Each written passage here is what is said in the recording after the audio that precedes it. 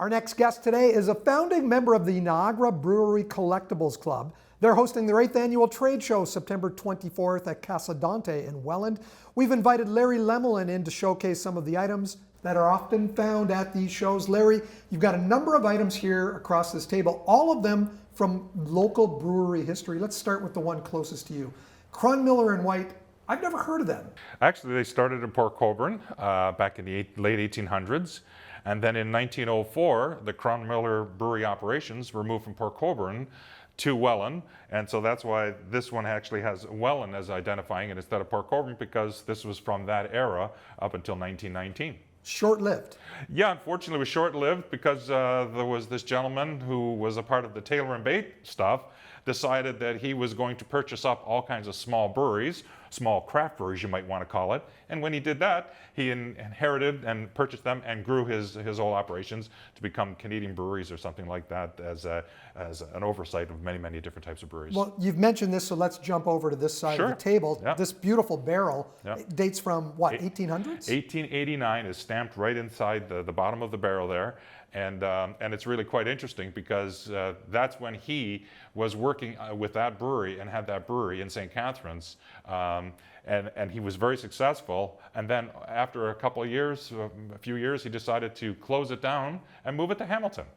Now, you have some more modern paraphernalia from Taylor and Bate, and people of my vintage would recognize that from around the 1990s. Absolutely, yeah. In downtown St. Catharines, the grandson of Taylor and Bate decided that he was going to try and revive his grandfather's brewery, the beers, and the whole theme, the whole presentation.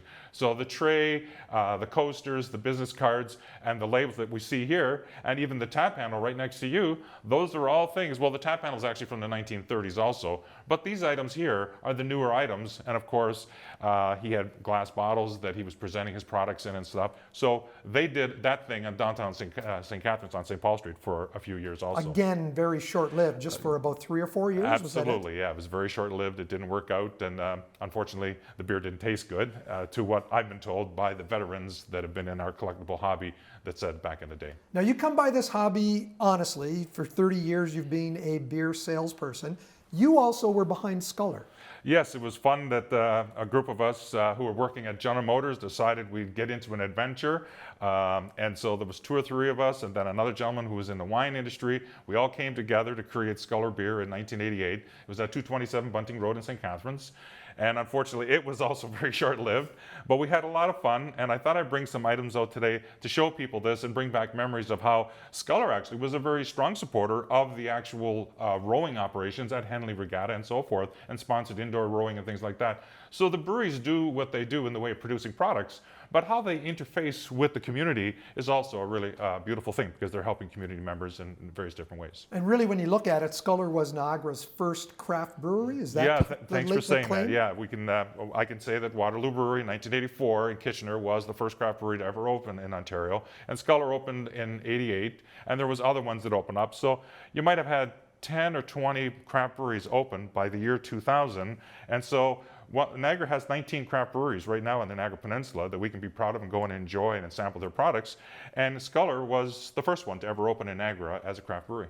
How many members in your club, Larry? We have 175 members presently in our club, and we continue to grow. We have 9 sets of fathers and sons, 2 sets of fathers and daughters. Our youngest is 22 and our oldest is 84. When you get together for these trade shows, typically how many vendors would you have?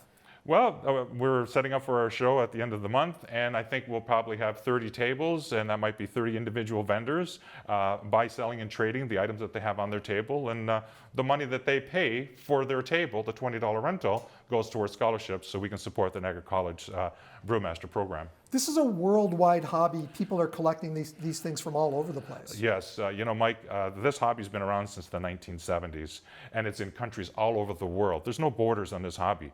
Through COVID, we were all challenged. We have to stay home because of the circumstances, but if you had a hobby like this, you had something to engage in. And yeah, I was packaging up a lot of stuff and still trading and sending stuff to different places. We have a member who lives in Luxembourg. I recently sent him some coasters. So this is a fun hobby to be a part of, something that's been around for many, many years. Do you guys get together or go on some trips to, for instance, Czech Republic to visit the home of Pilsner? Well, actually, our club is one of 73 organizations worldwide that's a member of the Brewery World Collectibles Club. And they do have events in Spain and all over the world that we get invited to. And I even tried at one point to see if I can host their international thing here in Niagara Falls at the Niagara Falls Convention Center. Really quickly, tell us about September 24th at Casa Dante. Well, the event on the September 24th is extremely important to us because we're raising funds to try and help people that are taking the Brewmaster course in Niagara College be successful in their education. So one, we have a great hobby. Two, our club is growing. We're having a lot of fun. And we're preserving brewery history and promoting the collecting of brewery history. So we're engaging, we're having fun, and it's a young and old hobby. And our event is always important. It was our first event, the fall event, and we've done it for 8 years now, and we're looking forward to doing many more and continuing to have fun with beer collectibles. And the sign next to you will be on street corners for people to see on Saturday morning as they're looking for our show in Welland. Larry, thanks so much for sharing your expertise with us. Oh, my pleasure. Thanks for having me, Mike.